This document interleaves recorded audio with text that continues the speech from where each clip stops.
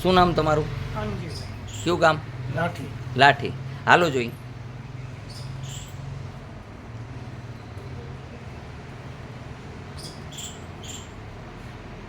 આવતા રહ્યો કાનજીભાઈ. જે હોય સત્ય કહેવાનું, ખોટું બોલો તો પરમાત્માના સોગંદ છે, બરાબર છે? એટલે મને ખબર પડે ને દુનિયાને ખબર પડે. સારું છે તમને? જે કાંઈ દુખતા હતા એ પગ અત્યારે ફ્રી છે, બરાબર?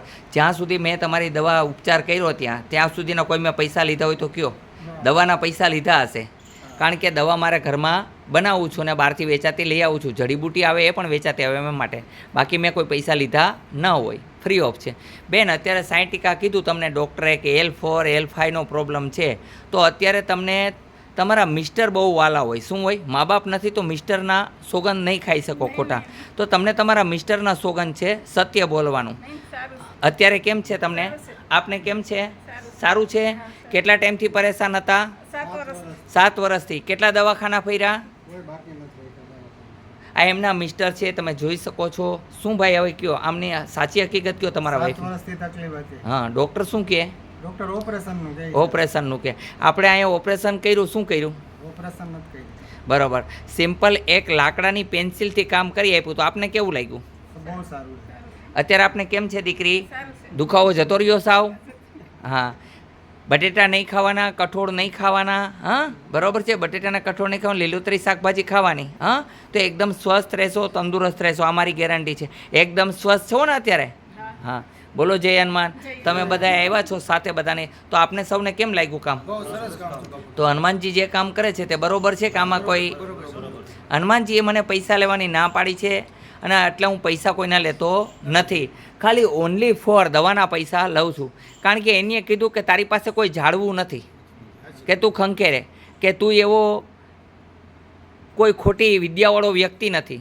કે આજે ઘણા લોકો એવા તોતિંગ કરતા હોય છે કે લીંબુ ઊંચા કરતા હોય છે, ખરેખર એમાં આછા દોરા બાંધેલા હોય છે, અને એ થઈ શકે. તમે પણ એવા જાદુ ટોના કરી શકો છો.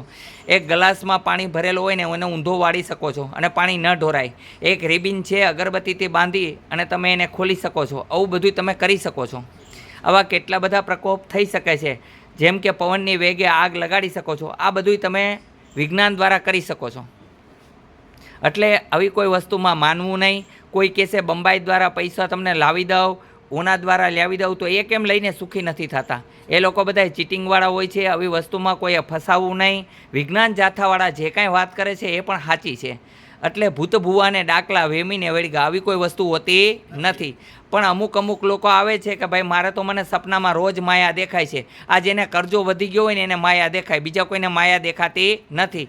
મને ધીરુભાઈ અંબાણી કે એનો છોકરો કે એ કોઈ એમ ન કીધું કોઈ દિવસ કોઈએ કે ભાઈ અમને માયા સપનામાં આવે છે. સપનામાં માયા આવા લોકોને જ આવે, બીજા કોઈ લોકોને આવતી નથી.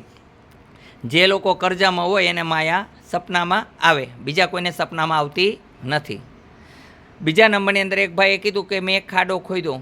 શું નીકળ્યું? એ કે કાંઈ ન નીકળ્યું. એવા 17 વખત ખાડા ખોદાવ્યા. જાતના જ્યોતિષ બોલાવે, જાતના તાંત્રિક બોલાવે અને પૈસા બગાડે. આ વ્યર્થ છે. એ ખોટો ખર્ચો ન કરવો જોઈએ, મહેનત કરવી જોઈએ. જે મહેનત કરે એને હકનો પૈસો મળશે. જો તમારા કિસ્મતમાં છે તો મળવાનું જ છે. હા, જો કિસ્મતમાં નથી તો નહીં મળે. ઘણા લોકો કે મહેનત કરવાથી મળે, બરોબર વાત છે, પણ ઘણા લોકો મહેનત કરે છે. તમે જુઓ છો કે રોડ ઉપર મહેનત કરવાવાળા કેટલા બધા હોય છે, રોડ બનાવતા હોય. એ લોકોને રિબિન કાપવા ન મળી કોઈ દી? જે નેતા લોકો કોઈ દી મહેનત નથી કરતા એને રિબિન કાપવા મળે છે. એને બોલવાની ટ્રીક એવી છે ને, એટલે એ લોકોને બધું મળે ને. એમ કિસ્મત પણ જરૂરી છે. એક સૂતો હોય તો ઉઠાડે પૈસા આવ્યા, અને એક રાત દિવસ મહેનત કરે છતાંય કાંઈ મળતું નથી. એટલે કિસ્મત પણ જરૂરી છે. આપણા ભાગ્યમાં હોય તો જ મળે, બાકી મળતું નથી. પણ ભાગ્ય ન હોય તો બદલવા હોય તો શું કરવાનું?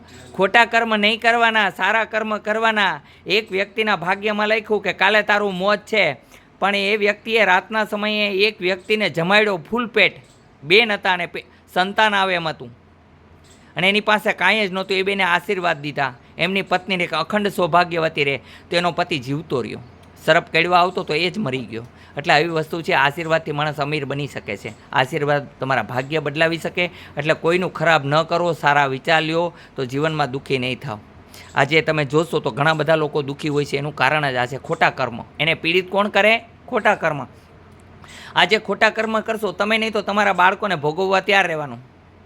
ખોટી વાત છે, સાચી વાત છે.